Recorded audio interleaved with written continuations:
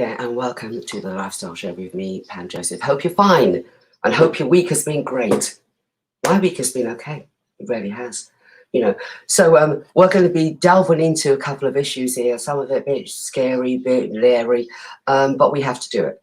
All right. So for the next 2 hours or so, please stay tuned with me and with the show. All right. I'm going to give you a quick bit of a lineup. What's happening on today's show? We're going to pay our tremendous respect to marvelous Marvin Hagler, the boxer, don't you know? And look at his times. How he raised up himself to become a giant in the boxing world. We are going to be talking about women's safety. This is a big issue. And when we say this, because of a death that happened, a murder that happened by a policeman of all things, and it's raised up the issue about women's safety. This is not just about London. This is the whole UK, really. But we're dealing with aspects of, how are we safe? Can we be even made to feel safe? Government has actually put proposals in what they're going to do about this. Yeah, really. Misogyny, hate crime. Let's look into that. And I'd like the males to contribute on this one. How does it feel for you? How is it for you? How is it for you that this is going to be happening and you're going to be almost scrutinized? Every sort of little thing that you do, in a way. But if you're good, you're good. But if you're bad, you're bad. All right, we're going to be talking about the high rise of knife crime offences, incidents, deaths, yeah, on our tiny little shores here. What's going on? Let's talk about that. Let's debate that. Women are losing their sons, and it's not good. It really isn't. So we're going to deal with that as well and see what we can all bring to the table. We as a community, if you will, should be, all getting involved in any which way, but, what have you, all get involved. The Black Oscars. We have to talk about that because when I say the Black Oscars, because for the first time, the Oscars have got quite a few people like me going on, with the nods. And also minority ethnics, I hate the word minority, ethnic groups as well, involved in that. First time director, female director, up for a nod. So this is interesting. So we're going to have our US correspondent, Verison Mack, talking to us about that. But, what we do is, as we always do, I sometimes I kind of don't like discussing or talking about tributes. And I'm almost finding that it's happening to me every week that I have to pay tribute. And I don't like it, but it has to be done. So, of course, we pay tribute to the marvelous Marvin Hagler. Okay, Marvin Hagler was named at birth as Marvin Nathaniel Hagler on the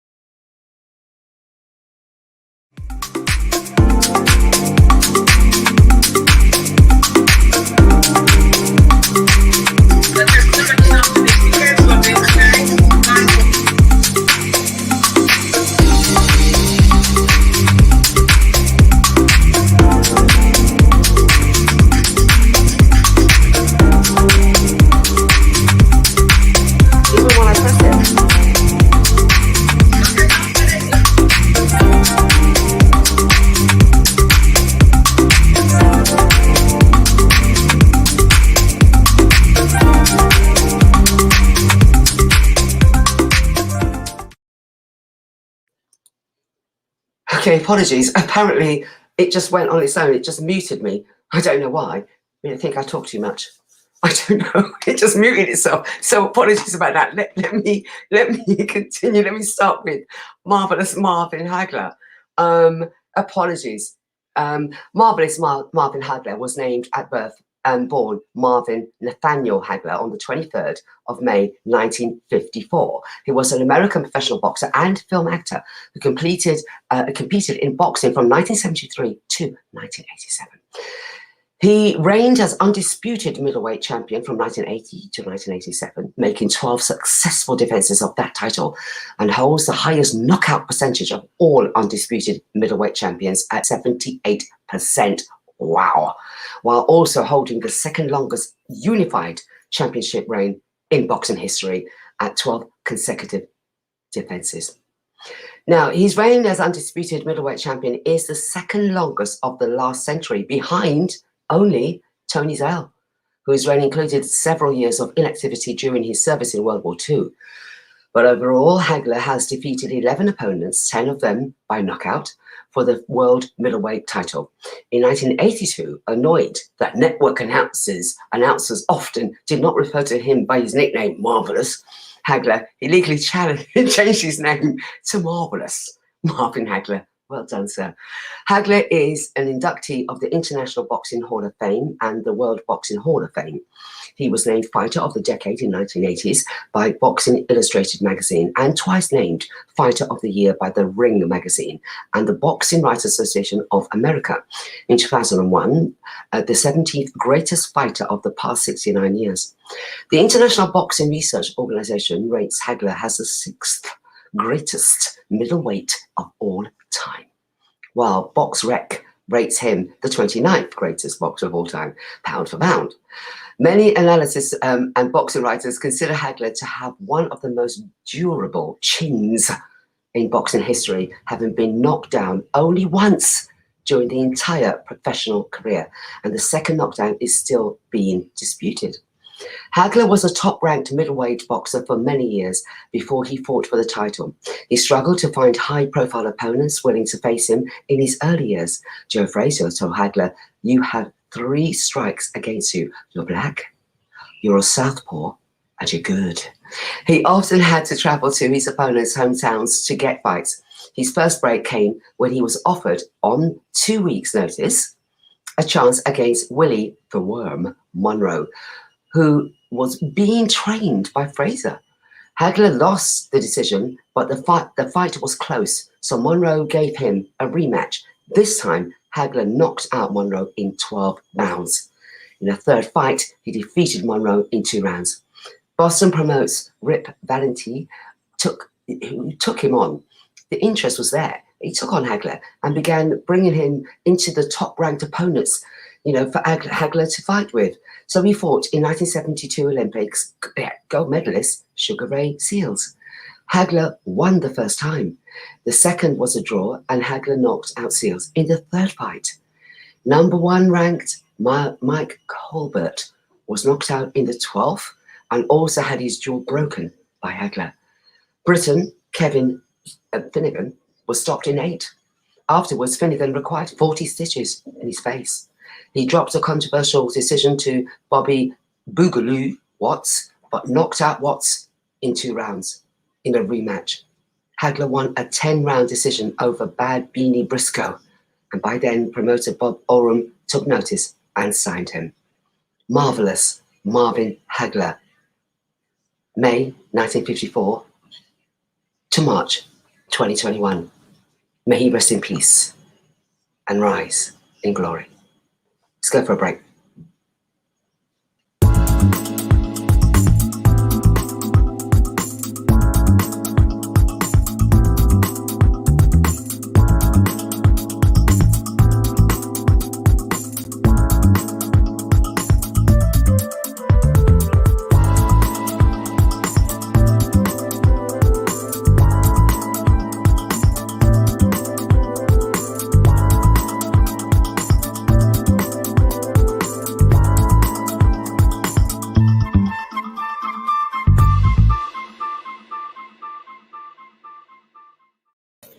Do you know when you hate that, when technical things happen and it all goes wrong and it always looks like, oh, this is not good at all. I apologize profusely. I don't know what happened there.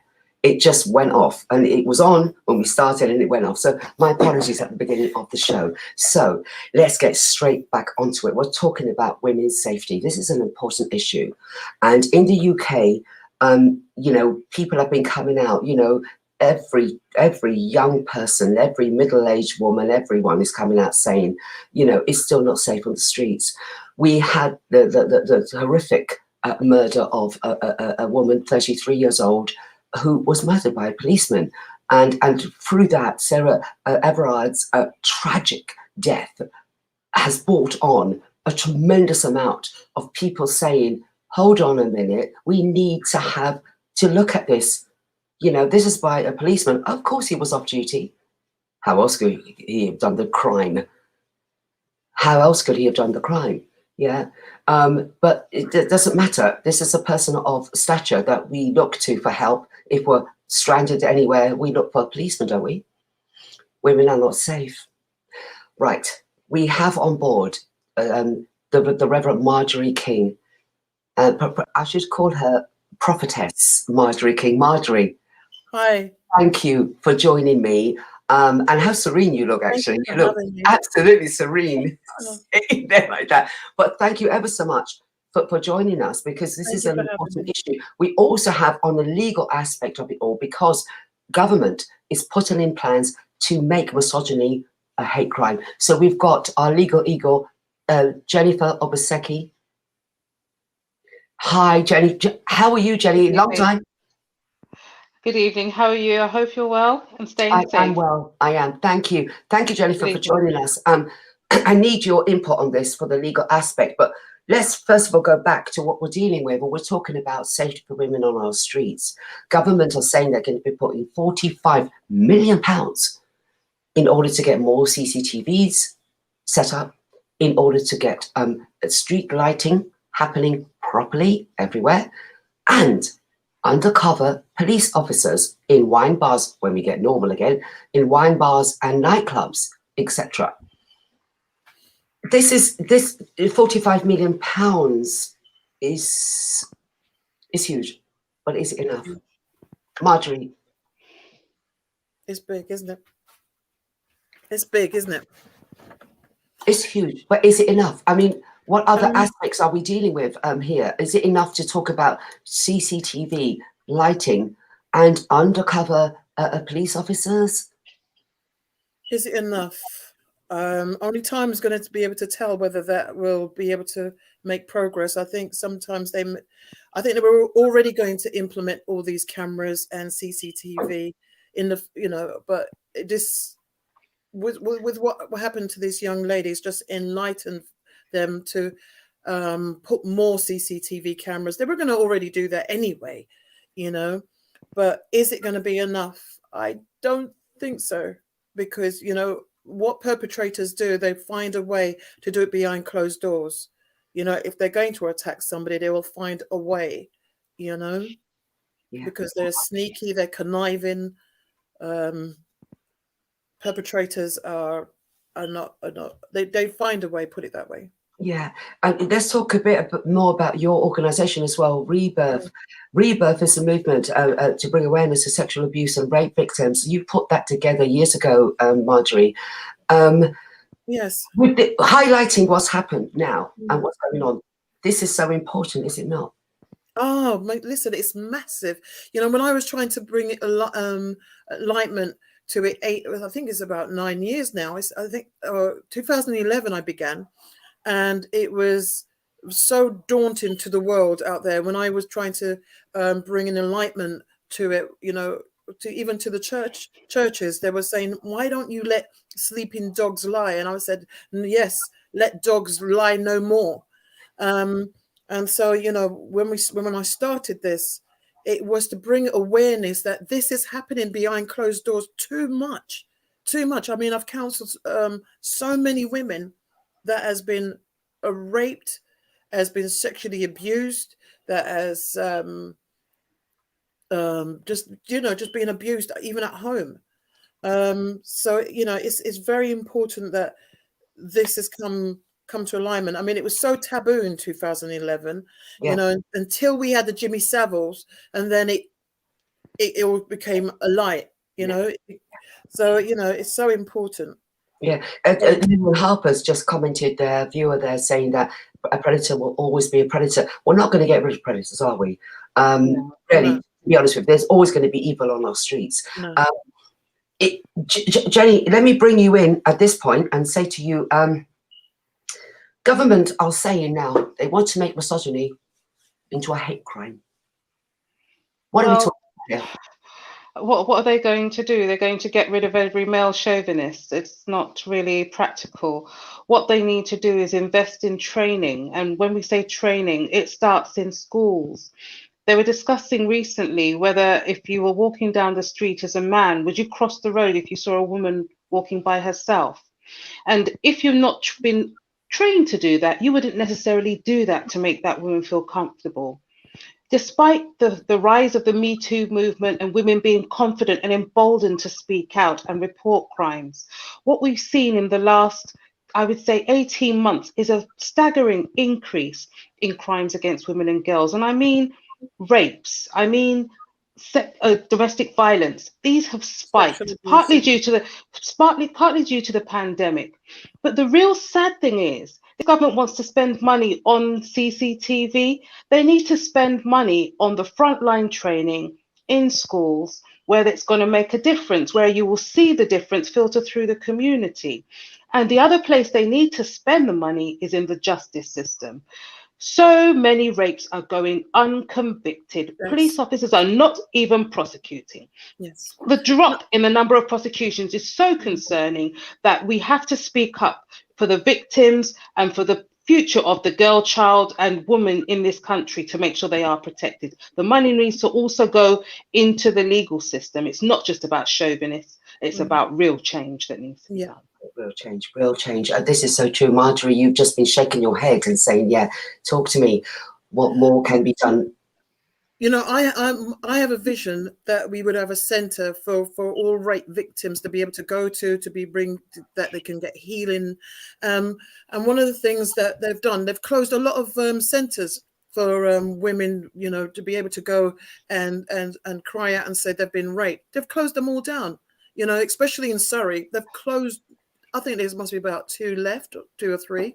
And, you know, what we mustn't... what we've got to realize is that there's men who've been raped as well.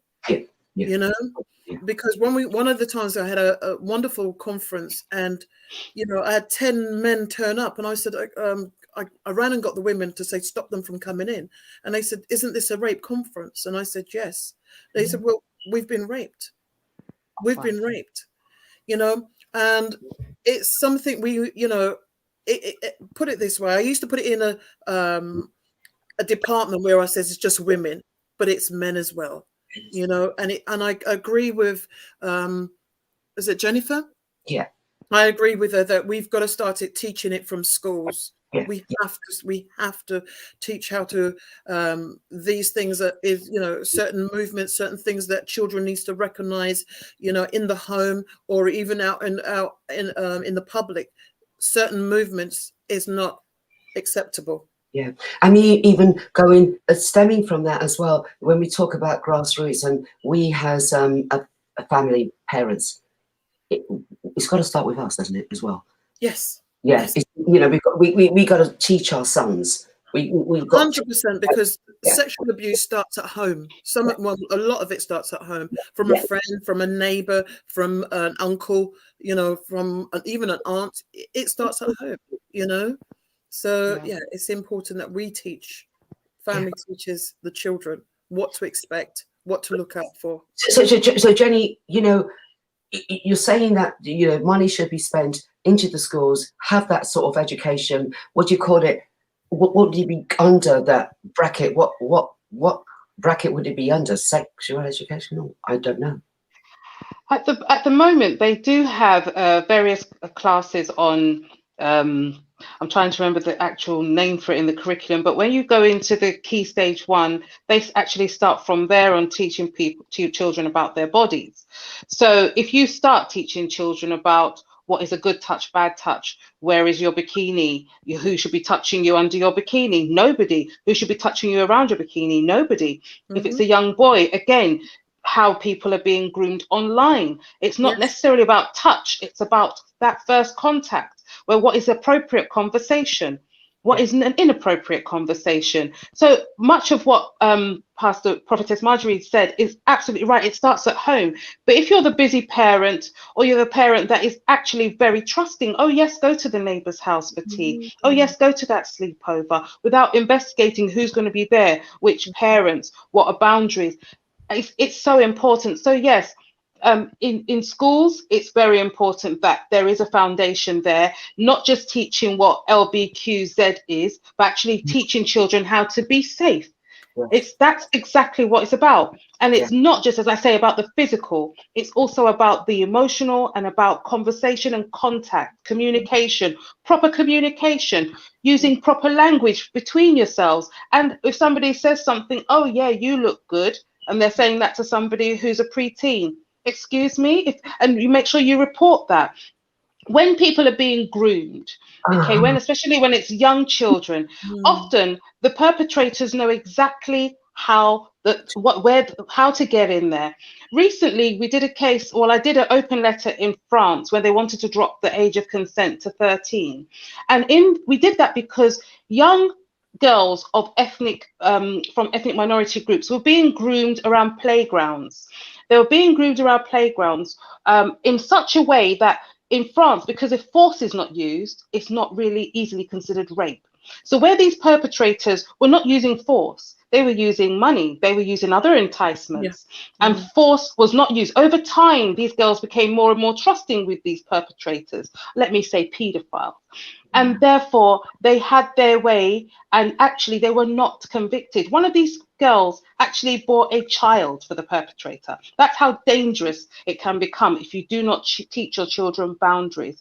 And we have many vulnerable girls and women out there. We're in a pandemic. We have women who can't pay rent, but have landlords saying you can pay me another way, you know. We have women who are in domestic violence situations, and men. We have men who don't have documents, that have married, thought they married for love, and feel that they're trapped because the person they've married says, if you don't bring home a certain amount every month, I'm going to write to the Home Office.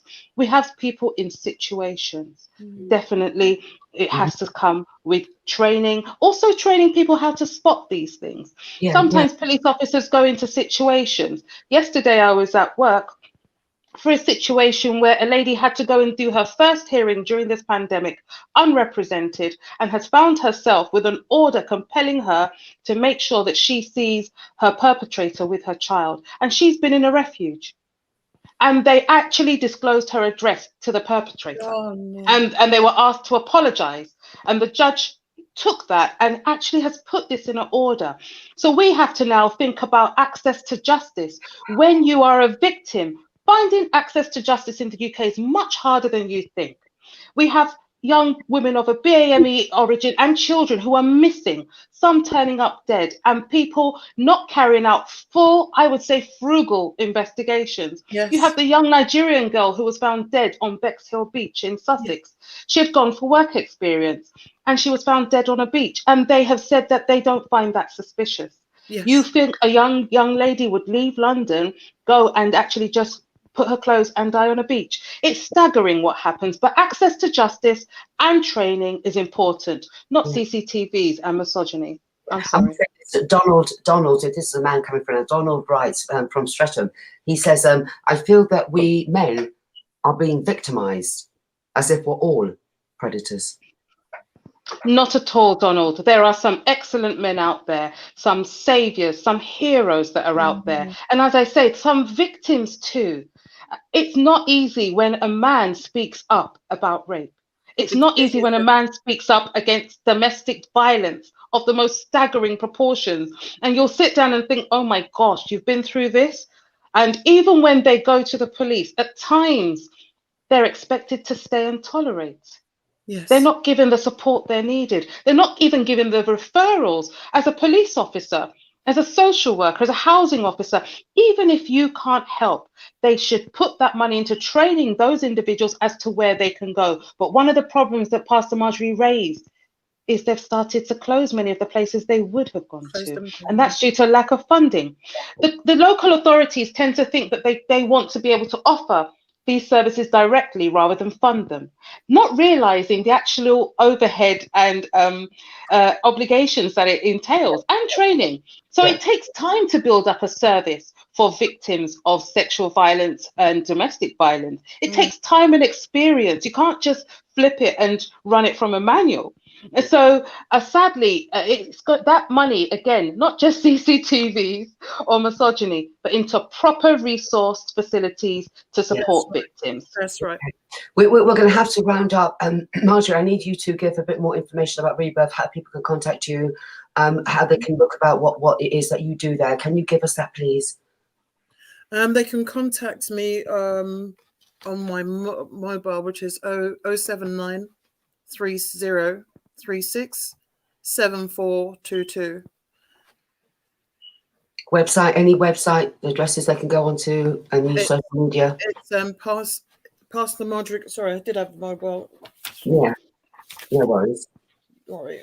Yeah, right. No worries. It's Pastor Marjorie King just put Pastor Marjorie King at hotmail.co.uk.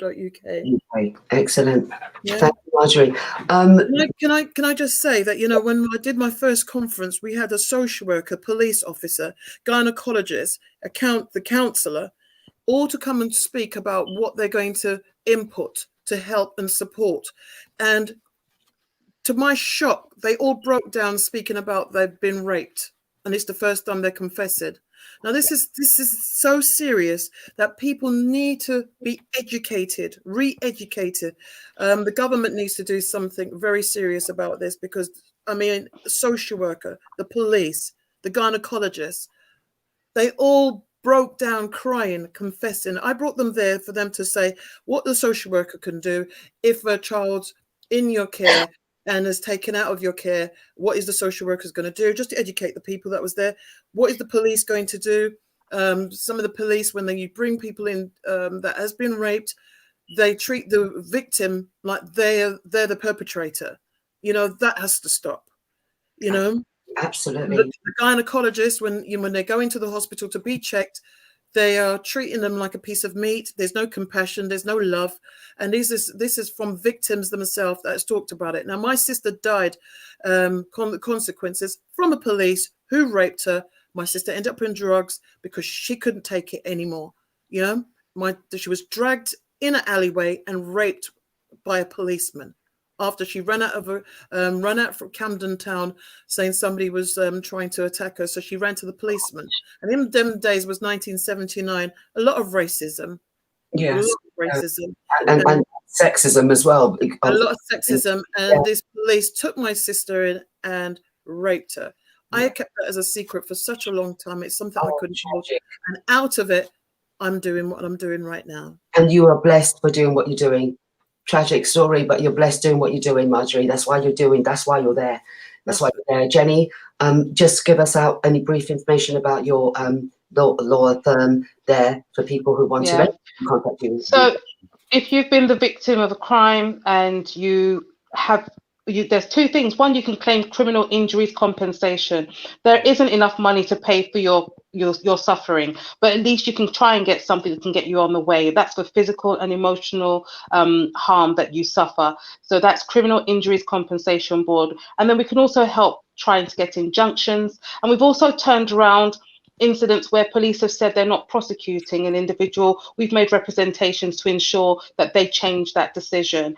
And finally, the men that are out there, please, nobody's victimizing you. You're heroes. Stand up. We saw Alex Beresford on GMB this week standing up for Megan. So there are some brothers out there that are true heroes, and we salute you. Continue to be our heroes. And those of you out there as brothers who have been hurt, stand up and do get help. Don't be in any way perturbed, ashamed. There's nothing that I've not seen as a lawyer, and all those out there on the front end. Thank you so much. Can I just screamed at that? Can I just say this? One thing I want to shout out there to everybody: do not feel ashamed if you've been Never. raped.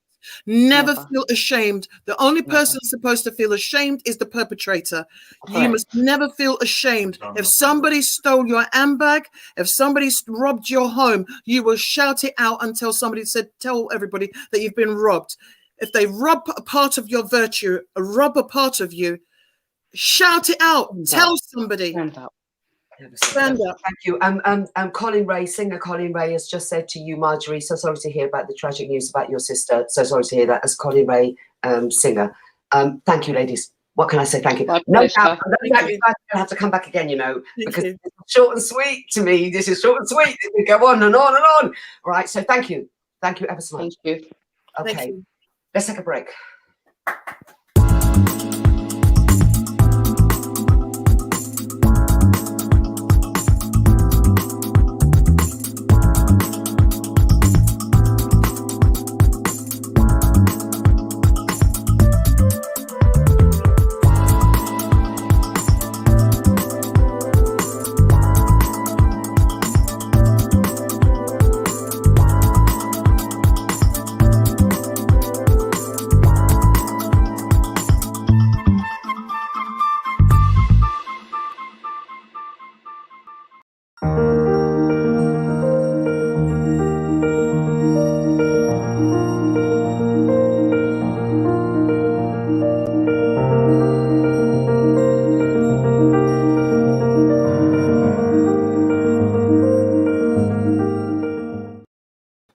Hi, and welcome back to the Lifestyle Show. Right, I'm sorry, here's another serious one. We're talking about the high rise in knife crime, not just in the capital, but around, in and around England, if you will. We have stated, and I said something like this, I think last week I said, the week before, I think I said to you that with over 20 fatal stabbings. That is not incidents, it's fatal stabbings. There have been tremendous amount of incidences, which include the knife, or, as the police will say, a sharp instrument. What can we do about this? We're losing our nephews, sons, brothers. What can we do? All right, let's see what we can do. Let's start talking about it. Maybe we start talking and see what we all can do about this. All right, so we are pleased to be joined by the Reverend Michael King, and also Raymond Wright, who's an advocate for youth, if you will. So let's get that going on. Oh, lovely to see you. I see Marjorie, you're still there. Oh, Marjorie has something to say. Yeah, I see you're still there. But we are going to be talking about life crime. Raymond, thank you ever so much for joining us as Thanks well. for having me on. Okay, I made a figure. I said since January 2021, this is only 2 months ago, 19, this was 2 weeks ago, 19, now it's over 20 fatal stabbings in the capital alone, in London alone. There are so much more incidents happening. People have survived a stabbing attack, but this is serious. This is very serious. I want to put people together. Raymond is grassroots to me. Raymond knows they come to him, they talk to Raymond. Reverend Michael, you have people who come to you who've actually even lost their son, what have you. How can we deal with this? What do we say to government? What do we say to the police? How can we deal with this? Let's kick it off. I'm going to go to Raymond first, as your grassroots. Raymond, this is tragic. It's getting nearer and nearer, and I said that as well. It's getting nearer and nearer to the fold, if you will. And I know you've had a near thing with in your position as well. Talk to me. So it's a difficult situation. We come from a society where our youth, for a very long time, have not had the opportunities that I believe they deserve in our society. My personal experience of knife crime affecting my family was when my wife's young nephew, Kamari Barnes, was fatally stabbed in January 2017. So that for me was highlighted exactly how bad things had gotten. I mean, I've been involved with the community, and you know, I've mentored at primary school level. A good friend of mine was headmistress at a primary school in northwest London, and myself with some other like-minded individuals, you know, black men that were well represented in the community, you know, well represented in their field, as it were. And it was about trying to bring some kind of aspiration to these young children at an age where we felt we could impact on them early enough before they got into the gangs, as it were, or into bad company, to make better and more informed decisions about how they wanted to go forward with their lives. Now, you know, we fast forward to 2021 and we see an epidemic level of knife crime, gun crime, and what seems to be our youth out of control. What can we do about it? I don't know even if I have the answers to that searching question. But I do believe programs like this, where we're engaging with each other and looking for, you know, opportunities and, you know, what resources we can bring to the table, you know, even and especially from a government level, a level from the police, the community, you know, coming together to try and see what we can do about stemming the wave of, you know, these young kids killing each other for what seems a pointless reason. Yeah. Let's bring in Reverend Michael. Obviously, we're going to agree with everything that Raymond has just said, but you as a community leader, because you're in the church, and we look up to our church leaders, if you will. What can you think of? What can we all do to see if we can stem this horrible situation going on? As a Christian, I would say this: it's a horrible, horrendous, awful situation we're in with knife crime and gun crime and violence. And you talked about rape before. There's a lot of things happening in our society that you wonder, what's the solution? Well, as a Christian, Jesus is the solution to every problem and every situation. God's love is the solution to every situation. And these aren't cliches. How do you translate them into reality? I'll give you examples of people doing things that to me exhibit God's love. Raymond, my brother, my heart goes out to you. There's Pastor Lorraine in Brixton. She lost her son breaking up a fight, Dwayne. And she began the Dwayne Foundation. They've got a wonderful boxing classes, boxing ring in Brixton, and people come and learn, and pugilist sport. And they're also counseled and spoken to about the right things to do. Raymond mentioned something about dialogue. The key is this thing called choice. We have to teach our young people to understand the consequences to the choices that are made. I choose to walk with a knife because I'm scared and I don't feel protected. That's most of the time why people are carrying knives. Mm. There's those who carry a knife to get someone, but most it's because they want to be protected. But you take the choice to carry it, statistics show that you're more likely to be stabbed than the person who you're supposedly defending yourself from. Choices and consequences. The perpetrator affects so many people. Nelson Mandela did Truth and Reconciliation, first to do it in the world. We're trying to do that here, where the perpetrators of crime have to speak to victims. I deal with chaplaincy in prison, leading chaplains in Britain, all awesome people, and prison chaplains. And they're saying many of the perpetrators have time to look at what they've done, and they regret what they've done. But when you've taken a life, you can't replace the life you've taken. Choices, looking at consequences. So you're asking me, what can we do? There's many doing other things. I think of Mark Prince, the boxer, wonderful man, awesome, tremendous son, Kian, murdered as well. And he started the Kian Prince Foundation. They're doing things and putting back into the community. We as Christians, and I charge the church, I'm in Croydon, we've got 250, 60 churches.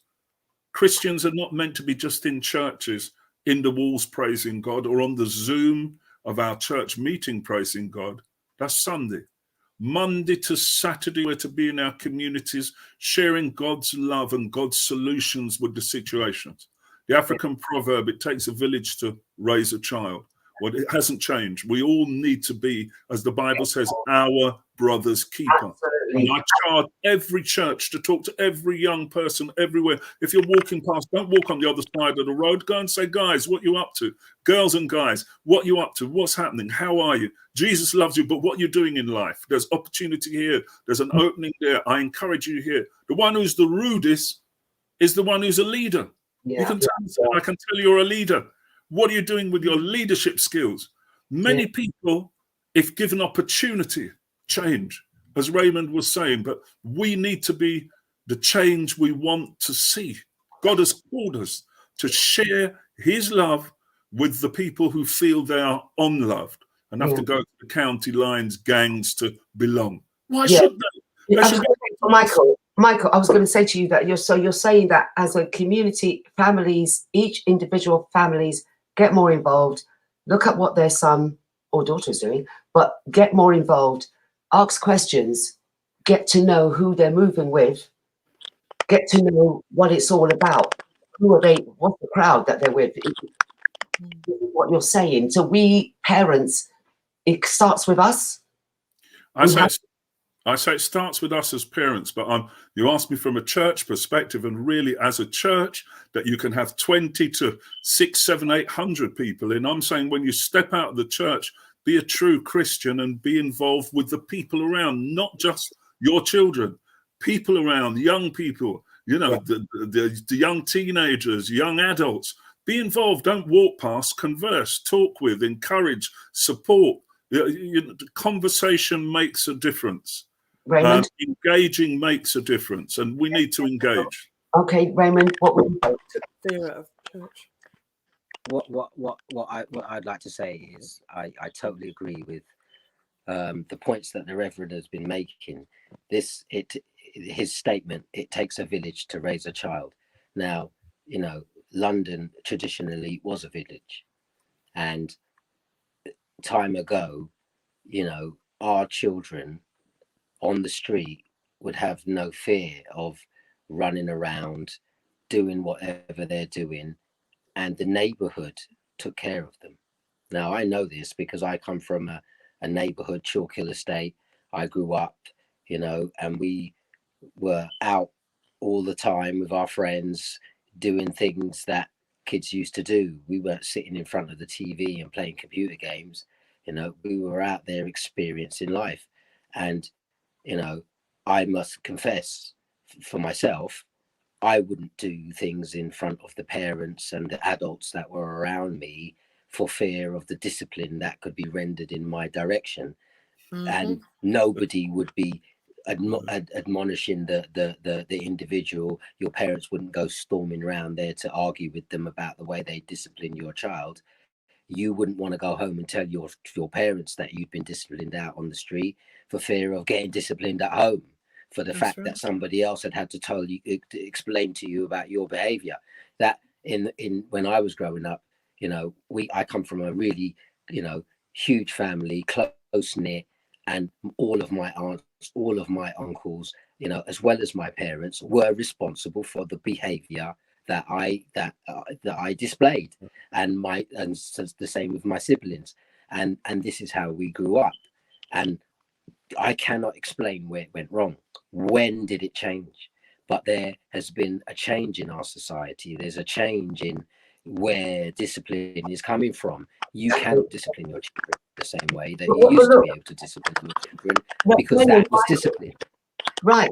Wayne from Shepherd's Bush is saying this: we should bring back in Stop and Search and get the knives of these young boys. Bring back Stop and Search proper. Disagree. I don't disagree with what he's saying. But the issue is there isn't enough police officers on the road to take away the knives that are with these young people. that is, you know, that has been a method that they've been trying for decades of stop and search, and we're in 2021, and you're telling me just this year the body count is over 21 young individuals have lost their lives. You know, Kamari lost his life in 2017, and steadily over the last 4 years we're seeing an increase, not a decrease. So if stop and search was really some type of deterrent for these young men, then I think that you would have already seen the results of it. What you are seeing, though, are community leaders. They are going out there and they are interacting with these young men, and they are taking away those knives and then taking them to the police station where they can be delivered and safely destroyed. Because if it's not us in the community going out there and doing what we can to be able to hit this situation at grassroots, then we are failing our youth. That's as simple as that. Yeah, Reverend Michael. Stop and search is not the solution. Targeted policing is the solution, and more police. How can you have less police in situations that get worse and worse, and then you blame communities for the meltdown that happens within the communities? So better community. I used to be a youth worker in Lambeth many years ago. We had good provision. They've closed everything called a youth club. They don't give provision to our youth. And there's a saying, the devil finds work for idle hands. Is it surprising that you have youth problems when we don't support our youth? You've got to give them, the Bible says, Jeremiah 29:11, God said, I know the plans I have for you, plans to give you a hope and a future and a good and superb expected end. So that's God speaking to us what he's got for us. But what are we saying to our young people? You've got no hope. You've got no future. Mr. and Mrs. Bling on telly are what there's possible to get, but you can't have any of it because you can't get a job. You're not going to get opportunity. Now that we've got lockdown, it's even worse. There's no future for you. But look, Mr. County Line is saying, come and join in wickedness and criminality and evil, and you can go forward. Yeah. So we have to change things. And please, the evil that's out there, many of these people doing evil, I used to be a business advisor as well. If taken out of evil, organizing, structuring evil, sending people out to do evil, counting money that comes in, cutting drugs into whatever it is, this is a business. Surely it's better that we train and teach these people to do business that you don't go to jail for. Give opportunities, open new businesses. I mean, I think we're going to do a program on the businesses that have opened up during lockdown in the BAME communities. We're going to be doing that. We're going to be doing that. Look, there's opportunity, there's hope. So let's get involved with our young people and show that there's hope. You don't have to do that. There's opportunity. You don't have to do what you're doing. There's lots of things that give the rewards. And I think I'm very hopeful for what God's doing. As wicked and evil as things are, understand the spirit behind is demonic, satanic. We're cancelling those spirits behind these people, and we're bringing massive change. Just positive words now you're using for us to round this up. Raymond, last word, just to round this up very briefly. Well, I think all I can do really is echo what the Reverend is saying here. This is going to be about a group effort.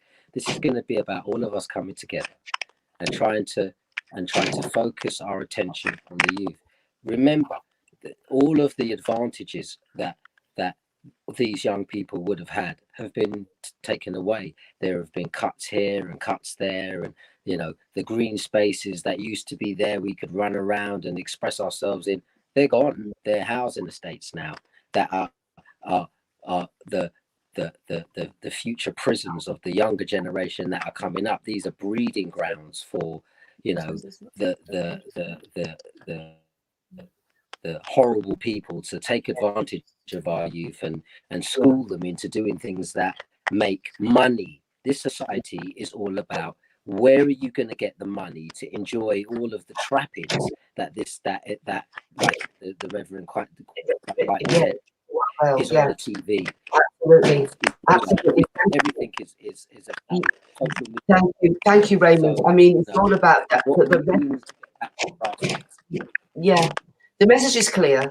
Let's all be together on this. Let's be united, whether it's family, church, community leaders, someone like you, an advocate, Raymond.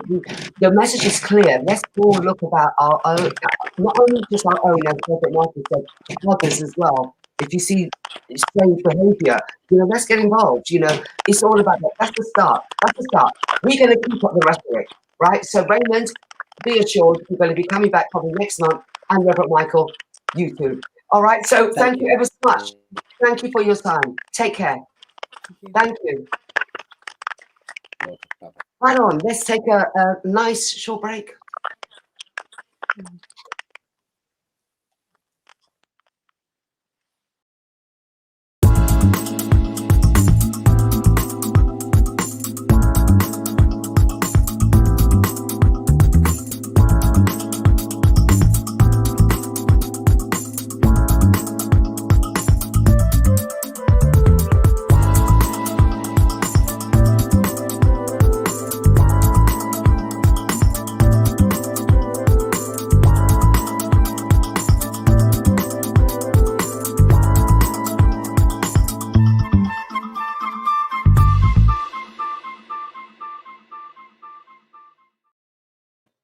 Hi, and welcome back to the Lifestyle Show with me, Pam Joseph. Right, we're going to go straight through to Norman Basigu, who's there with this week's Spotlight.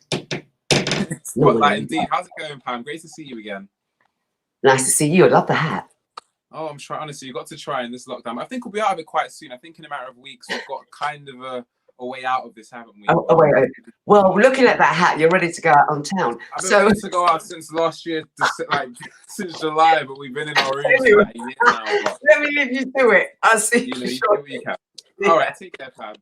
And, that segues us on to this week's installment of Spotlight, a segment where I, as the international news correspondent, will be covering the latest in African and Caribbean current affairs. My name is Norman Basigu, and we're great to have you here this week joining us. Now, in today's segment, I will be giving the spotlight to recent affairs happening in the Ivory Coast and Trinidad and Tobago. So we're going to start off with the Ivory Coast. Now, it was recently announced by the Electoral Commission on Tuesday, the 9th of March, that the Ivory Coast's ruling party, the RHDP, led by President Alassane Ouattara, won an absolute majority in Parliament 3 days after the parliamentary vote. Now, the result bolsters the president's hold on to power after 5 months after he secured a controversial third term in an election marred by unrest that killed at least 85 people.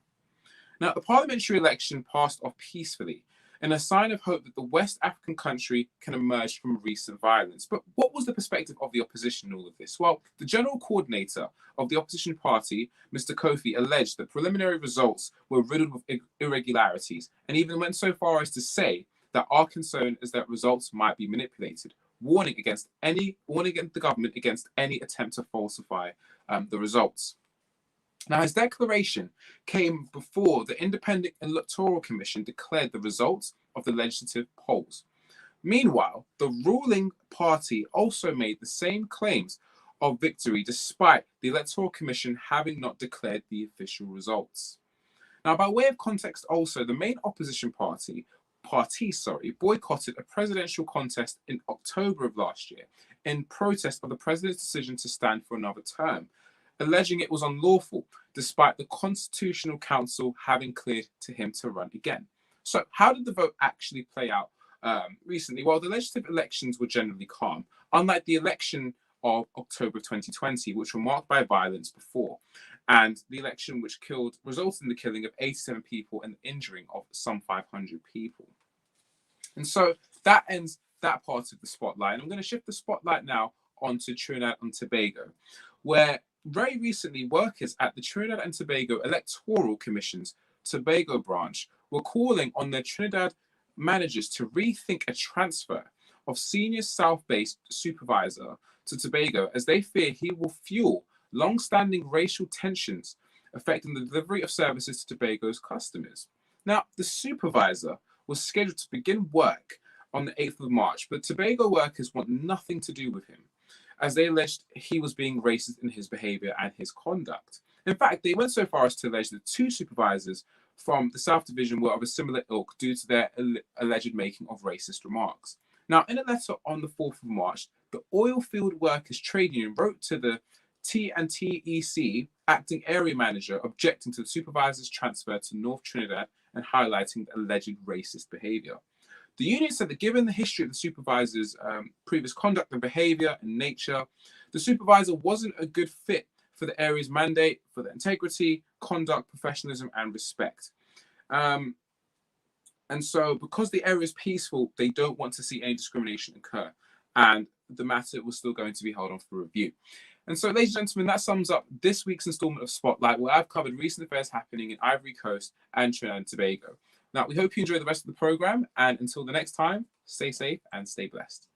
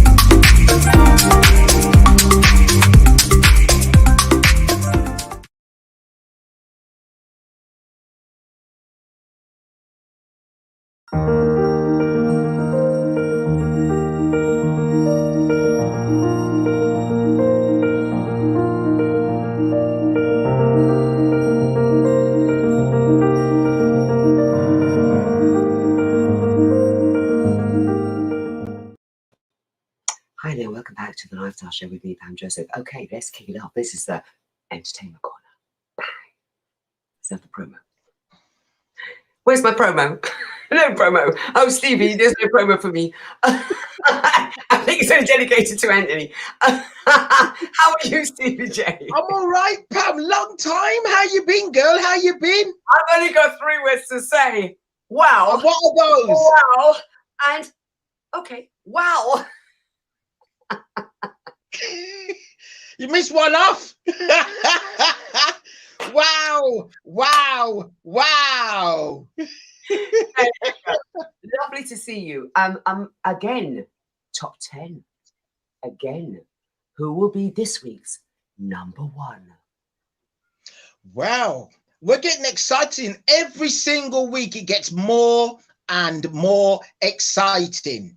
The good thing about this chart show, it grows and grows and grows. So, without no further ado, let's start the Stevie J UK chart show. In at number 10 this week, I tell you something, they've grown up there, they seem to be loving it. It's Black Steel and Helen Rogers, and You Are My Love. You are my love. You are the one that I adore. You are my love. You are what I have waited for. Oh, you are my love. Oh, you are my love.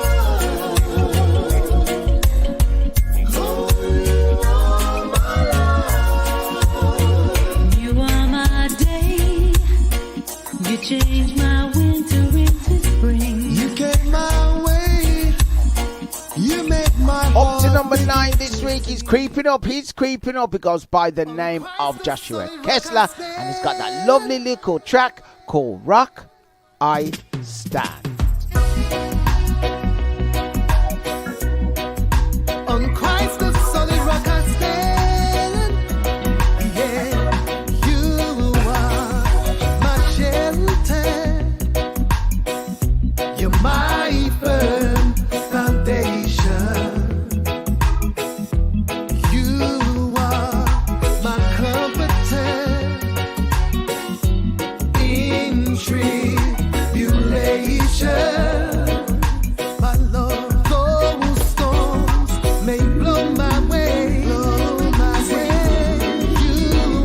Going up to number 8 this week, it's the Big Ship Alliance Band, Johnny Too Bad, Robbie Levi and Stones, and a lovely little track. We're all in this together.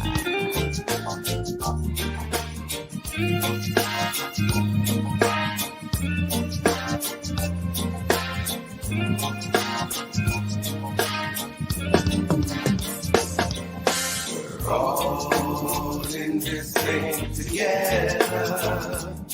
We gotta work it out. We gotta work it out. We're all in this thing together. We gotta work it out. We gotta work it out.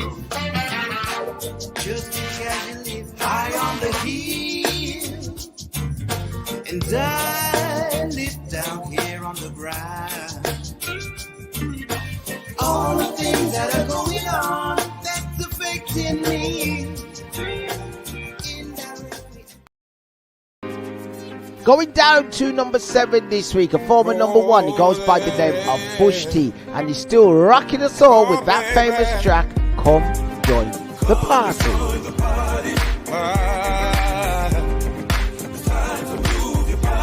Your body, yes. So come, let's join this party, yeah. Come to celebrate, so you just can't turn up late. But come on down, the night, yes, I'll roll up to the club. Stepped up to the bar and there she's looking good. 20 years I've not seen or heard a word. Now that I've seen ya, girl, you look familiar.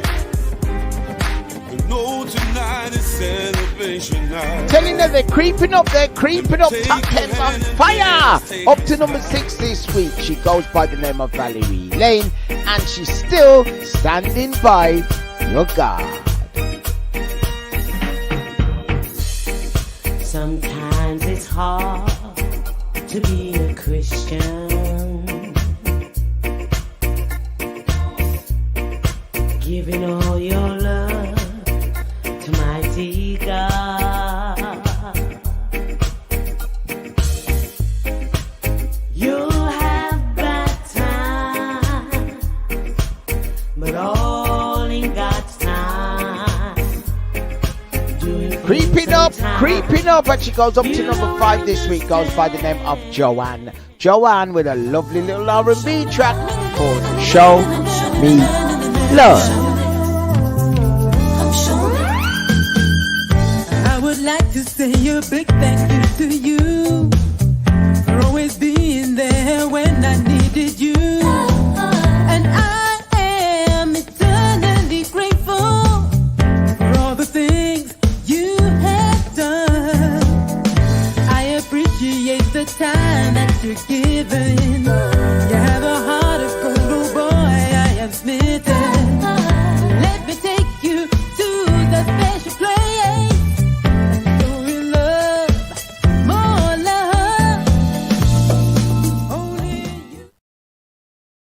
All happening, moving up this week to number 4.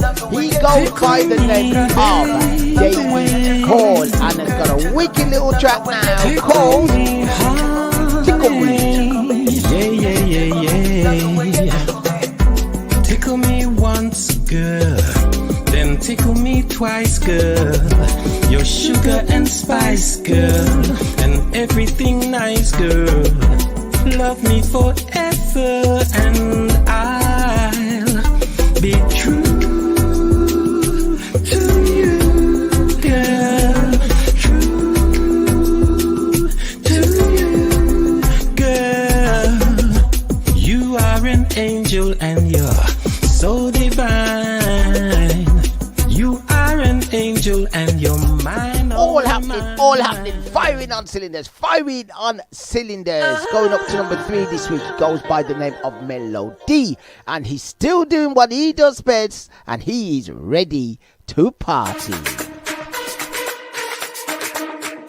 Oh, so we ready to party, yeah. Party, yeah. in the area. The whole of we on ya. Dance or get caught from water and laugh. My selector, all I pull up them one ya. It a kick up a fuss in the club. I saw we want it in the party. Man and queen them, raise up on no hand. If you like what I want, Excitement. There was only 2 votes difference between the top 2. I'm telling you, it was roasting up.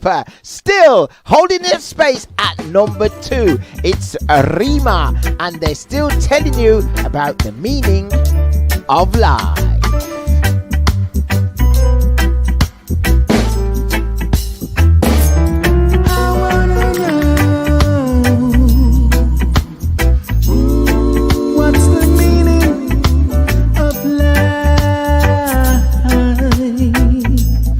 Without a love of my own, without a love to call my own. If this is life, then I don't want no part of life. You know what that means. Wow. Holding that position for a second week. You, the public, seem to purchase it and vote for it. She goes by the name of Alex Watson, and she still has a message in the music, and it's called Judgment Day.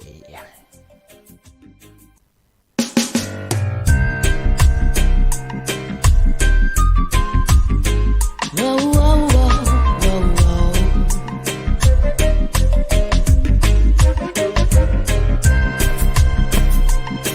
Whoa, whoa, whoa, whoa. Whoa, whoa.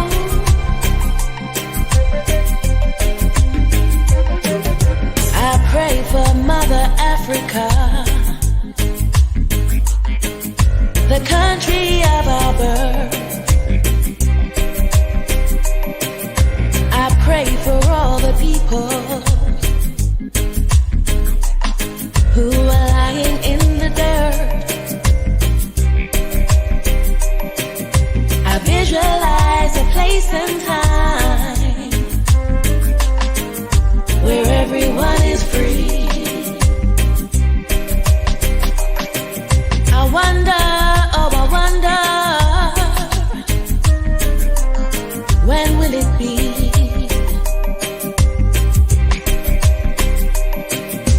Judgment Day is coming your way.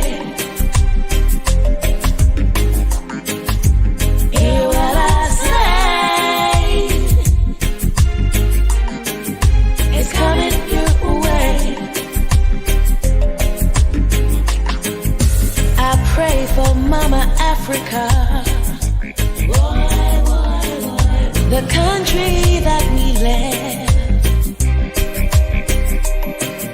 I pray for all my ancestors who met a certain day.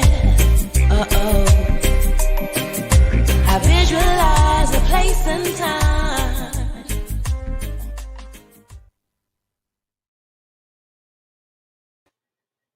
Absolutely fantastic. Wow.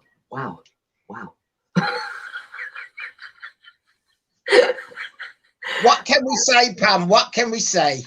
Just wow.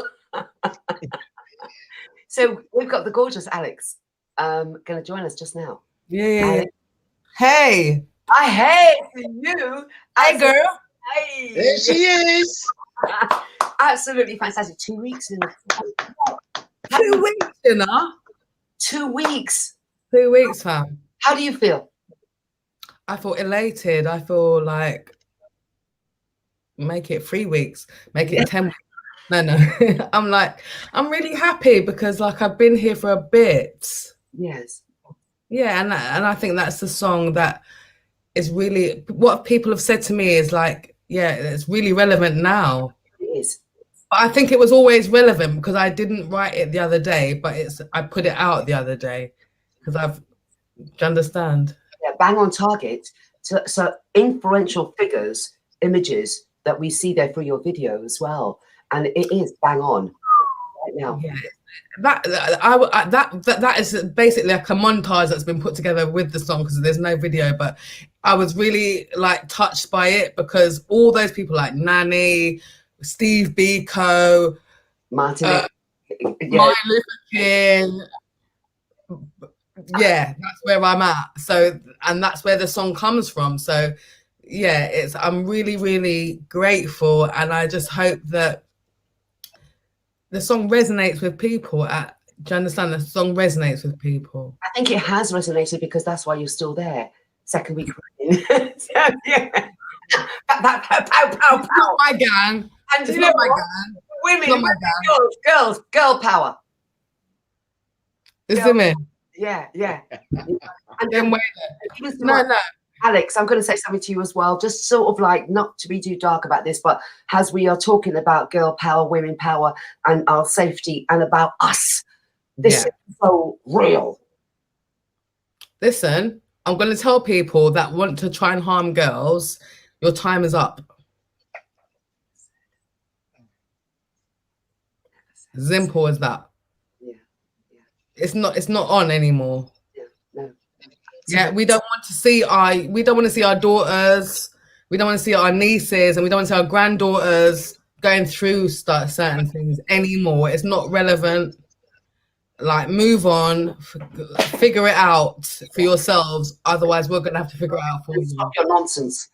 Yeah, stop your nonsense. Stop your nonsense. Stop your nonsense. What else can we look forward to now, Alex? Have you got anything in the pipeline, darling?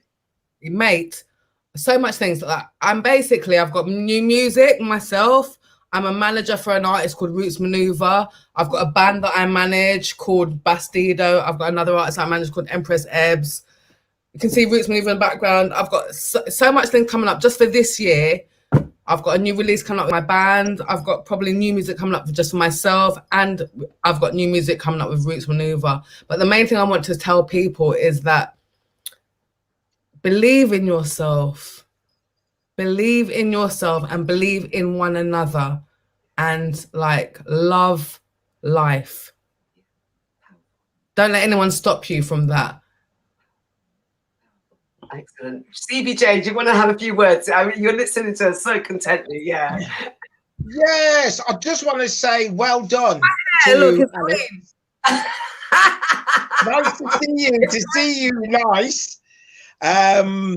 As you can see, the chart show is very challenging, and for you to get to number one, there's been a lot of hard work to get you to number one. Yeah. And as you go forward, is there going to be different styles that you might be coming back into the chart show with? Mate, first thing I'm going to say is that listening to the chart show and listening to the music that's been coming through, it's like, this is what we are. This is who we are. Like, we've got so much brilliance. So of course I'm going to be coming through with new things. Of course I am. Excellent. We always have and we always will. But just in terms of will I be coming through? Yes, I will. But just listening to the chart show, listening to some of the music that's been put forward, and like, we just need to have faith in us. Do you understand? I'm like, yeah, I'm going to be coming through with new stuff. Of course I am. I've always done it, and I'm still going to do it. And I'm so grateful that this song has resonated with so many people, and that it's put me in a little platform to, I don't know, it's just resonated with people at this time. But I've always done this music, and I know that there's so many talented musicians, performers out there that are doing their thing, and they deserve a platform. And so, yeah, we're going to be here. Yeah. Lillian Harper, one of our well-known viewers, has said, well done to you, Alex. Lillian, bad gal. Alex,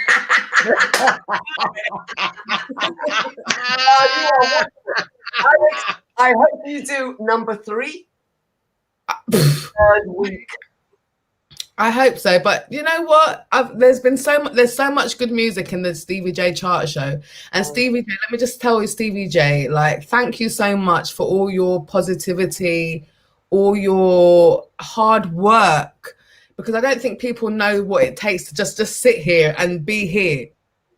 So I'm just thanking you for your positivity, because it's things like that that keeps me going, and it keeps me pushing on. And Pam, because Pam, listen, you don't know me, but I know you from time. So I'm like, Spill the beans. Spill the beans. No. Pam just come out. Watch out, mate. No, so I'm just saying, I'm so thanking you guys for having faith in, just having faith in you, and having faith in yourself, and having faith in us, and having faith in someone like me. For someone like me, okay, it's like, great. When I say I'm Roots Maneuvers manager, everyone goes, you're Roots Maneuvers manager. Yes, I am. But I didn't just turn up as Roots Maneuvers manager. I had to do a lot of work to get there. And I had to do a lot of work to get on Stevie J's chart show. Do you understand what I'm saying? And I just love you all, and I love us, and I love the passion that we have. And it's not just a passion that we have to bun down Babylon, because Babylon is half the problem. Look, she said that, I didn't. I said it. You said that. She's honest. She's honest. I love this girl. Alex, I want to sit here with you again next week, or even Anthony will sit with you. We want to see a Vote for me, people. Judgment Day. You can get it on iTunes, Spotify, YouTube, all that. You can get it on YouTube. You can get it on, if you go on my website, Facebook, TVJ Chart Show, Pam Joseph, Lifestyle, Ben Television. Judgment Day. It's coming your way. Judgment Day. I wrote it. Yeah, I did. Yeah, you did, Alex. Yeah, you did. Alex, you're wonderful. Darling, well done. Well done. And hopefully I'll see you next week. Stevie J, just to say to you that Lindsay also said to you, well done, Stevie J. You're doing such a great job. Can I just sing you a little bit of it? Go on. I pray for Mama Africa, the country of our birth. I pray for all my people who are lying in the dirt. I visualize a place and time where everyone is free. I wonder, when will it be? Tomorrow. Judgment Day, coming your way. Yeah. Wow.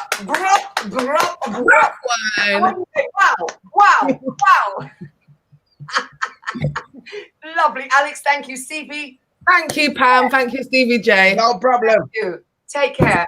Bye-bye. Lovelies. We go from one strength, and a beautiful strength, and we go from one strength to another. Stevie, thank you. I'll see you next week. Thank Definitely. you.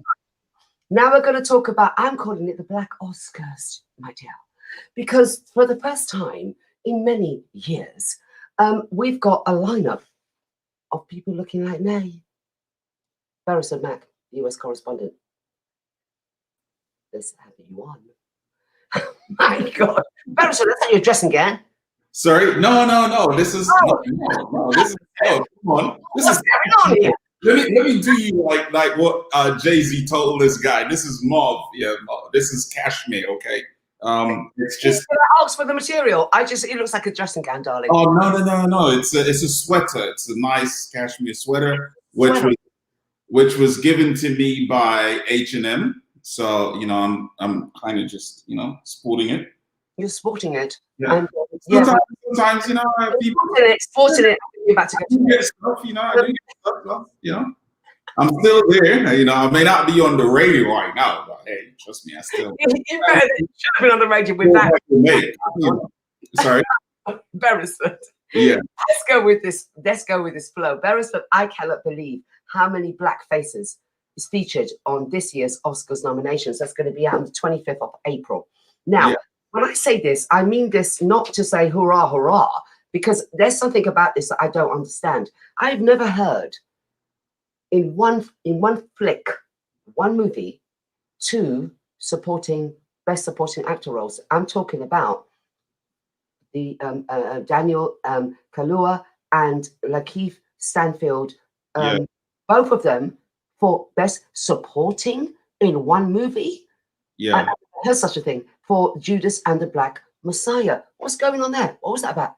Well, obviously, you remember, Pam, in 2015, 2016, the Oscars suffered those scandals, Oscars so white. This year, they have done themselves better in terms of improving diversity. 9 actors of color have been nominated in this year's nominations, which are pretty interesting. You know, we talk about Chadwick Boseman. He's going to be the first Black actor to be having to receive a posthumous Oscar nomination. And then we talk about Viola Davis being she's the most nominated Black actress in Hollywood history. So it turned around nicely now, because of this whole diversity improvement. So were the BAFTAs. Now we have, the Golden Globes and, the BAFTAs. And now we have the Oscars. The thing is, I think that it bodes well. It really bodes well for, people of color and actors and actresses of color.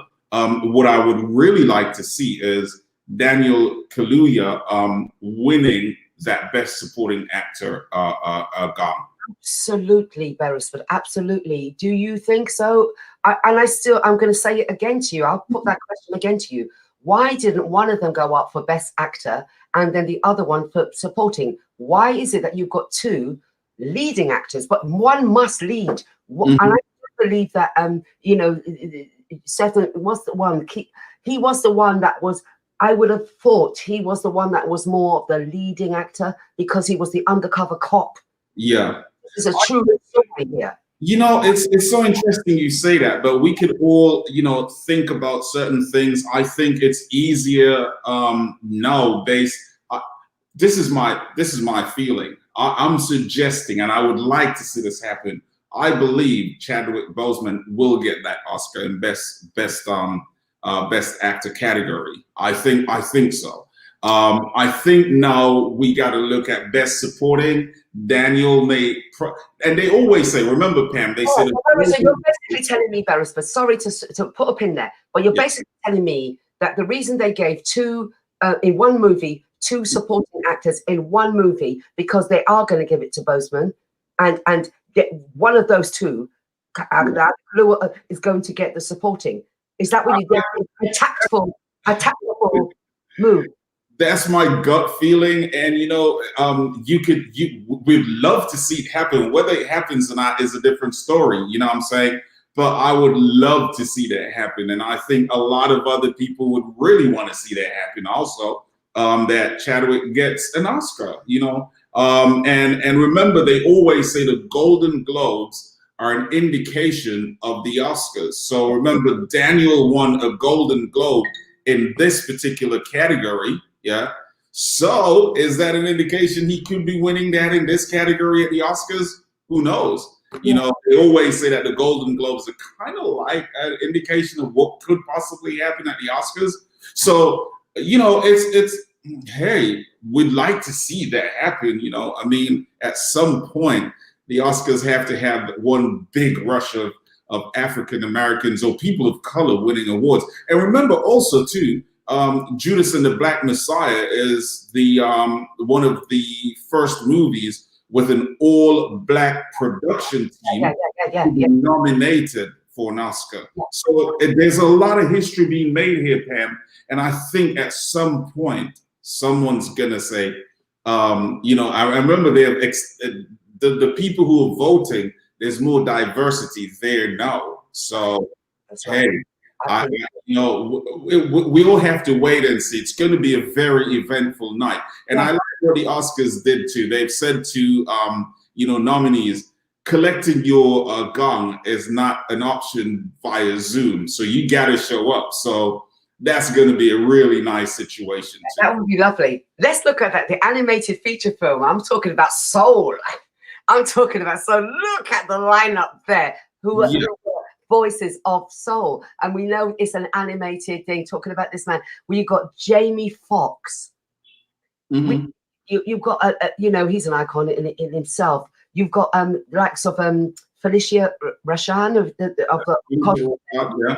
Cosby fame, and then you've got oh my gosh, the great one, Angela Bassett. Yeah. In there. But then you've also got Richard. Richard is our English produce. Richard, look at that. Richard Iodi. He's our English produce. Yeah. And he's part of that as well. And this film, animated feature film, it's amazing. Well, when I look at Lime, we've also got others in there as well. And I should say that we've got others in there as well. But I'm just looking at that lineup when I see all these black faces, and especially our English guy in there. It's amazing, Beresford. Sorry? It's amazing. Yeah, not only amazing, but remarkable, Pam, because no, it's history making. Because, you know, obviously the Oscars had to do something. They've had those two major scandals, people saying they're not going to show up, you know, and I think right now there's so much good actors of color that are making absolutely great performances in various movies, and you can't overlook that. That's the whole thing. I think now's a time where, you know, you can't overlook that situation anymore because it's so blatant. And if you do, then, you know, okay, fine. And I think with all that has gone on with Black Lives Matters, this whole racism situation, you know, they didn't want another scandal on their hands. The thing is, who's going to win on the night? That's the biggest part of it.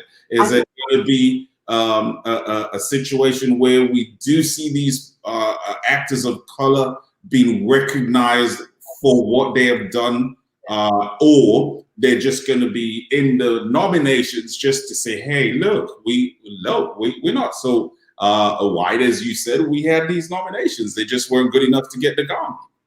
I was once told, Beresford, that once you're nominated, it's good enough. Once you're nominated, it's good enough.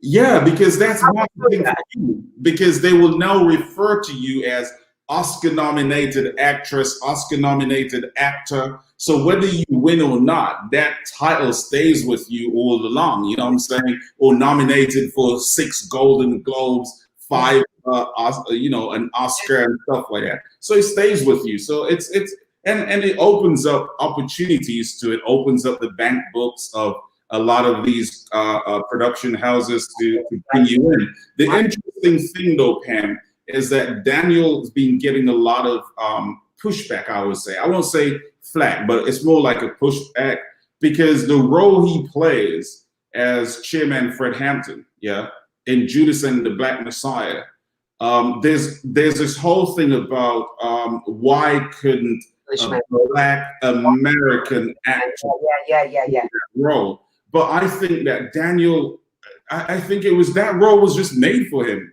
If you saw his performance in that role, I mean, you know, you have to give him credit for that. And you know, that his performance reminds me of what's his name, Denzel in Malcolm X. When Denzel played Malcolm X in the movie, Daniel's performance reminds me of that. It just mirrors it in that sense, because a lot of people may not have heard of Chairman Fred, you know, the story, but he was 21 when he was killed.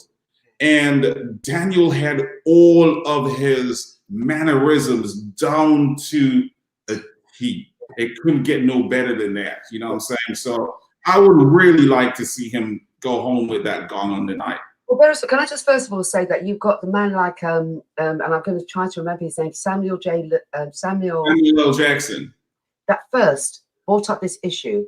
Yeah. Why does America keep taking in these British Black actors and actresses? What's his problem? No, I don't think it's a problem. I think, you know, the situation is, Pam, a lot of these Black actors from the UK, they only find fame and get the true recognition that they deserve for their craft in the US.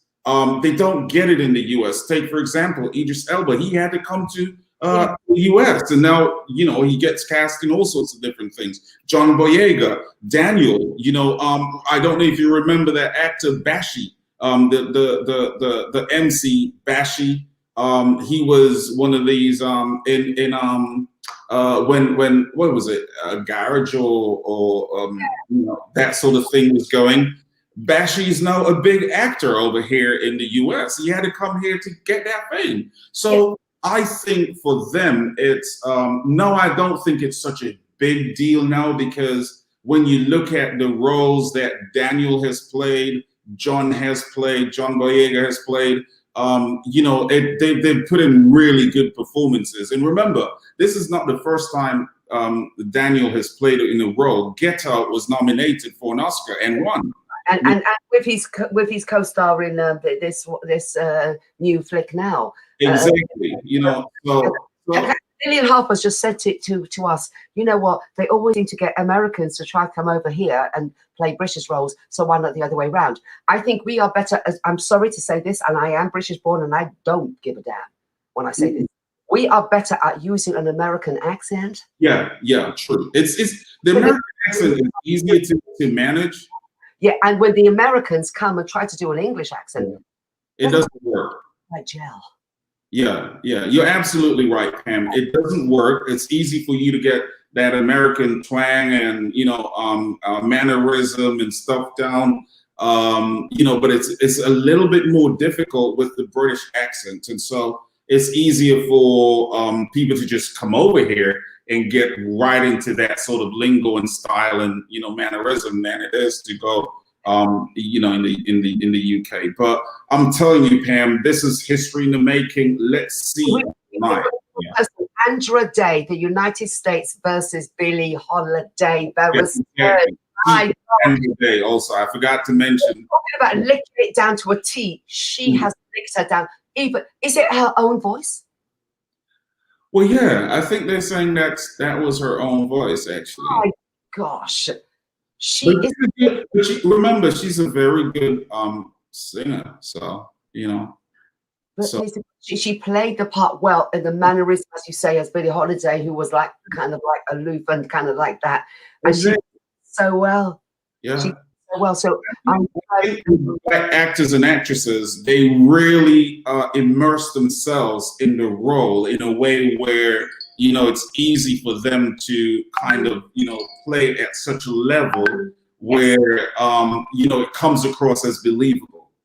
Yeah, and the big one we've got, what they call them, an ethnic minority, but anyway, ethnic group person anyway has gone up, and she's a woman.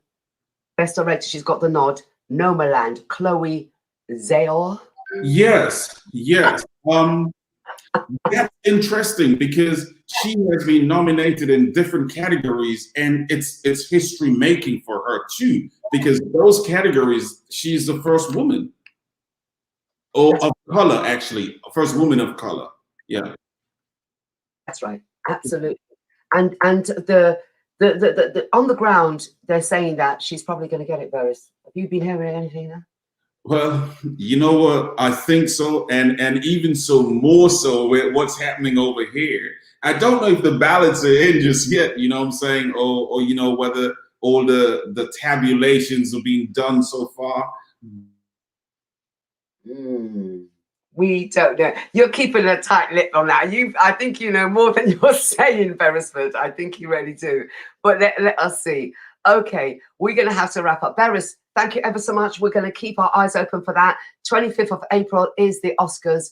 And you've heard about the Black Oscars. I'm saying it, the Black Oscars, right? And let's hope we're going to have loads of them going up on that stage receiving their award. Thank you, Beresford Mac, coming all the way from the US of A. We're going to take a little break.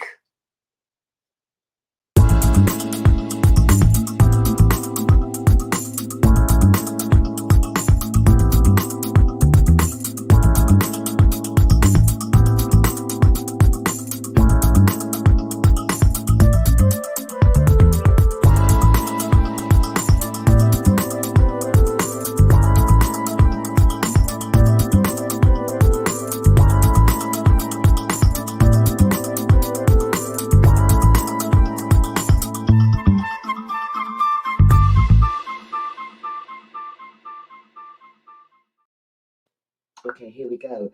I'm going to hear these dulcet tones. This is a chap I've been waiting for, I think at least 3 weeks now, to come on the show and sing to us. His name is Roger Samuels, and we should have him in now. Mr. Samuels, are you with me? Hey, hi, how are you doing? Great to be here with you. So good to be here. We've been waiting for you for 3 weeks, I think. Yeah, it's been 3 weeks, but I've been patiently waiting to meet you guys and to be on this lovely show. Oh, absolutely. And talk to me a bit about yourself. So you are a singer. You've been in many things, you know, big productions as well. Let's have a bit more about who you are, Roger Samuels. Well, yeah, my name's Roger Samuels. I am a singer. I am young. I'm 16. Well, I just like running jokes. Sorry about that. Yeah, so I was a part. So yeah, I was last year. I was on The Voice UK. That's like the X Factor show, and I got to the semi-finals of that. I was with Tom Jones as he was my coach on The Voice UK. I don't know if people remember me, but I was the one with the 8 children. It was like a big story, a young black family with 8 children. How is it like this? And a great father that sings. So yeah, it was a great experience. I started to travel along until the pandemic came. We were doing a lot of tours, a lot of record companies and major people were making connections with us. Also, we got invited to have our own documentary TV show, which they're still trying to film, of this nowadays West Indian cultured family with 8 children, the mum and dad, all different age groups. We've got the teenagers, we've got the young ones in it as well. But yeah, I've been singing for quite about 10 years, married, lovely family. I could just say, you know, I'm just doing a lot. I grew up in Brixton all my life. My dad's mums are pastors. I grew up in a very notorious place called Angel Town. So it was like from the ghetto to the platform, like to a big scale, like celebrity TV. So it was like, for me, it was like an awesome step for me. And also for my friends and people that know me, like, you know, from Brixton, then this man's now on TV singing. It's so awesome. And I had the privilege of singing for the lady Cherry Gross when she passed away. I had the privilege of singing for her at her funeral. That was like reminding me back of the days of the Brixton riots. And yeah, you had Stevie J on your show today. And about 3 months back, I was like #1 twice on his chart. I'd done a song with a lady called Toyin Odoke. We done a combination song, and we was like twice.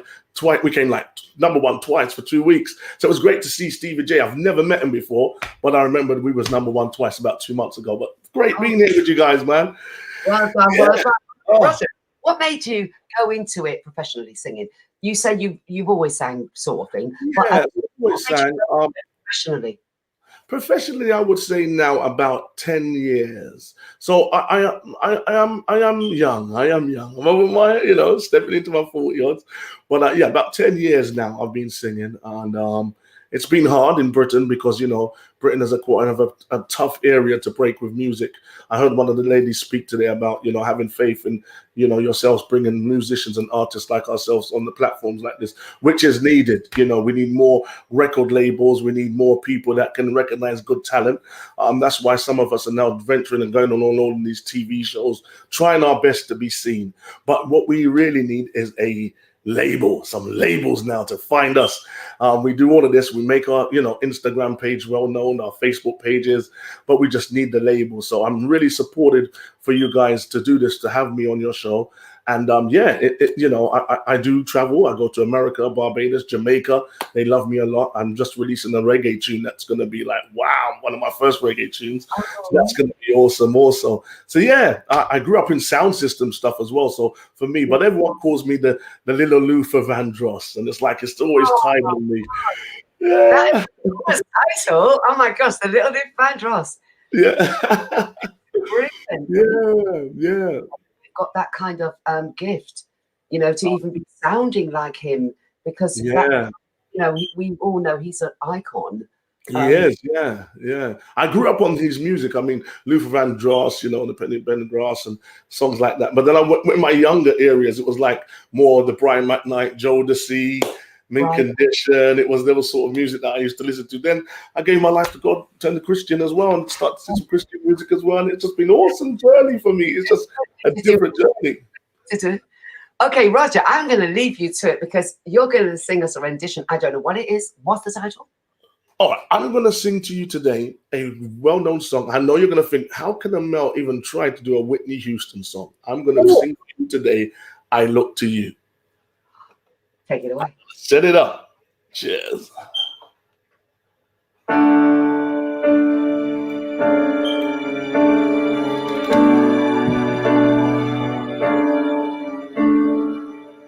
As I lay me down, heaven hear me now. I am lost without a cause. After all I've been through, winter storms may come, darken my sun. After all that I've been through, who on earth can I turn to? I look to you, I look to you. After all my strength has gone, in you I can be strong. I look to you, I look to you. Yeah, when my melodies have gone, in you I sing this song. I look to you. Oh, yeah. After losing my breath, there is no more fighting left. Sinking to rise no more. Searching for the open door. And every road that I've taken lead me to my regrets. And I don't know how much I've gone through, yeah. Nothing to do but lift my head. I look to you, I look to you. Yeah, after all that I've been through, I still think of you. I look to you. I look to you, yeah. After all my melodies are gone, to you I sing this song. I look to you. I look to you, I look to you. Coming down on me, yeah. The rain is falling, and now I can see, yeah. Take me far away from this battle that I'm in, Lord. Yeah. I look to you. I look to you. I look to you. I look to you. After all that I've been through, I know that you will be there for me. I look to you, yeah. When the melodies are gone, to you I sing a song. I look to you. I look to you.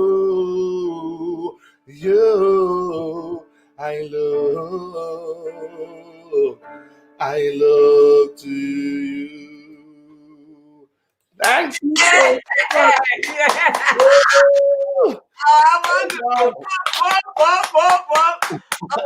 Thank you guys so much. Oh my God. I know why they called you Little Luther now. Thank you so much. You know, with that studio around you, and you can still kick it off like that. It's absolutely brilliant.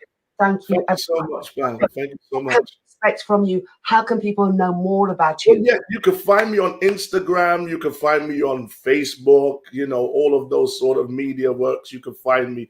Please, I'm looking for songwriters, producers. I'm looking for all of you guys that can really help to bring, you know, us as artists out. We're looking for the full support.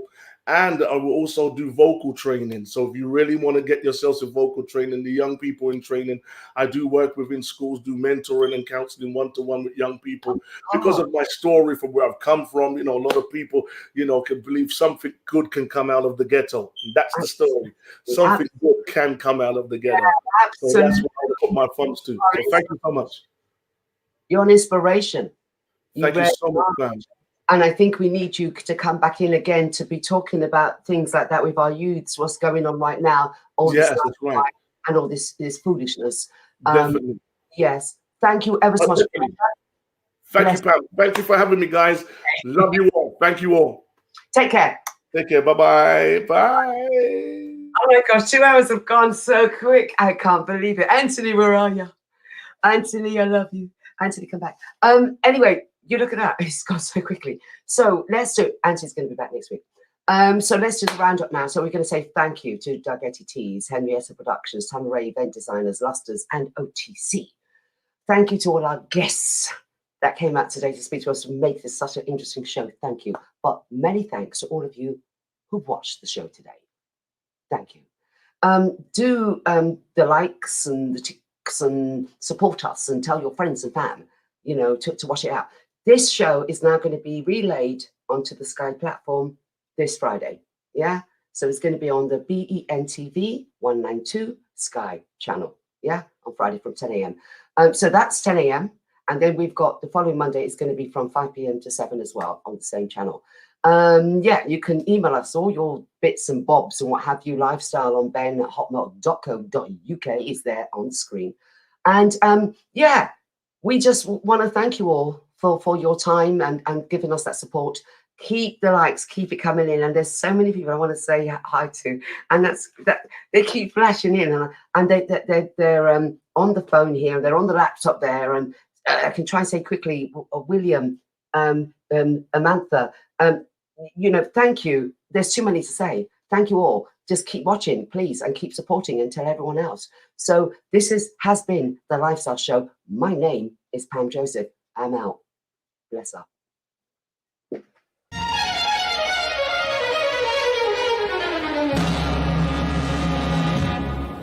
This is a man's world. This is a man's world. Oh, but it wouldn't be nothing, nothing without a woman or a girl. Nah. Man made a car to take us over the road. Man made a train to carry a heavy load. Man made the electric light to take us out of the dark. Man made a bowl for the water like no one made it. This is a man's world, but it wouldn't be nothing without a woman. Man, think a little bit about the itty bitty baby girls and the baby boy. Man, to make them happy, 'cause man, to make them tough. And after man make everything, oh, everything he can. Did you know the man makes some money to buy from other men? This is a man's world, but it wouldn't be nothing without a woman, a girl.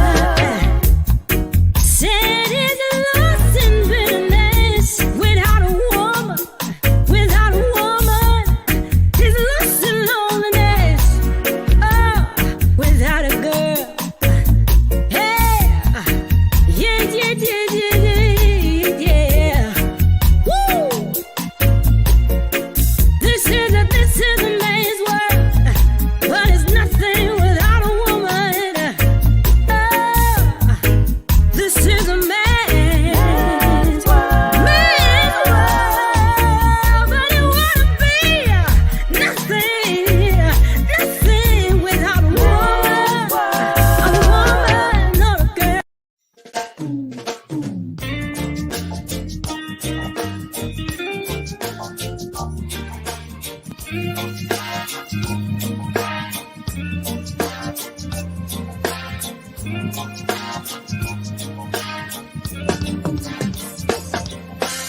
all in this thing together. We gotta work it out. We gotta work it out. We're all in this thing together. We gotta work it out. We gotta work it out. Just because you live high on the hill, and I live down here on the ground.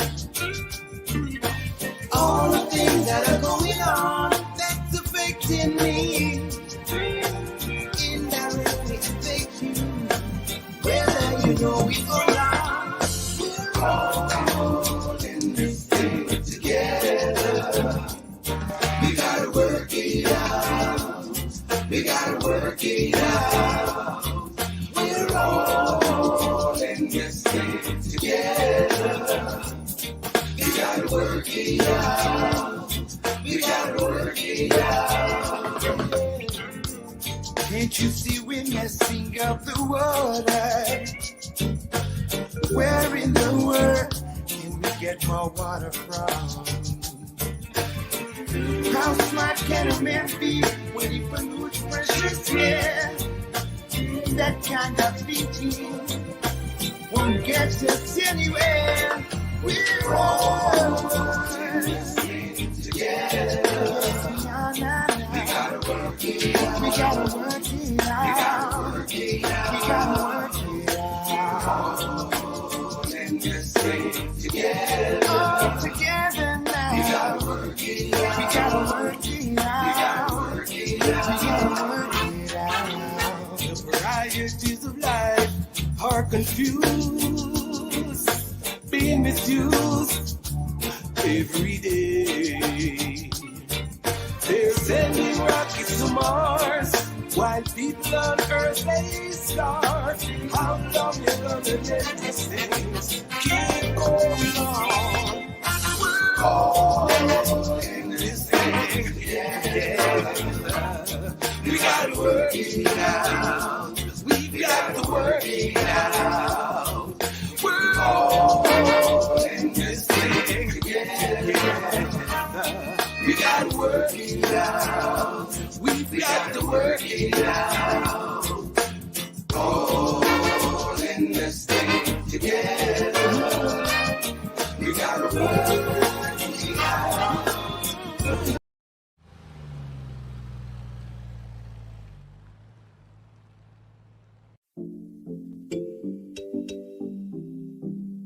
Na na na na na na, yeah, yeah.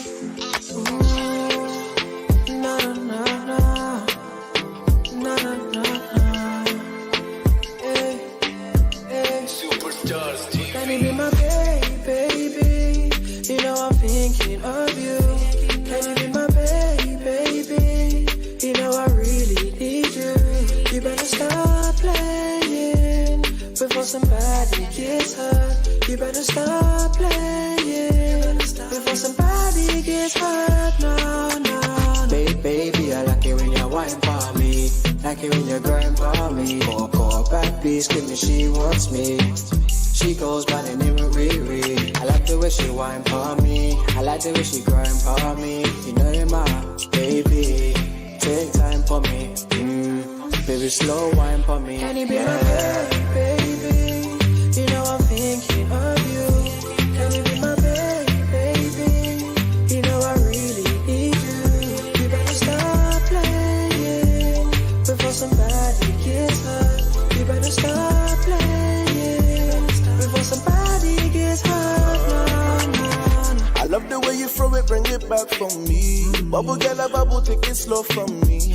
Running from my edge, you be my fantasy. Yeah, yeah, yeah, that's I really need. Oh. Go ahead and just rock it, set it, wind up the waist for me. One time, just rock it, set it, wind up the waist for me. I'ma say wind your waist and just give her a little touch. Enough to rock it up, just grab it up and lock it up. Nah, nah, nah, she be the one that I'm wanting, the one that I'm needing. Baby, you know I'm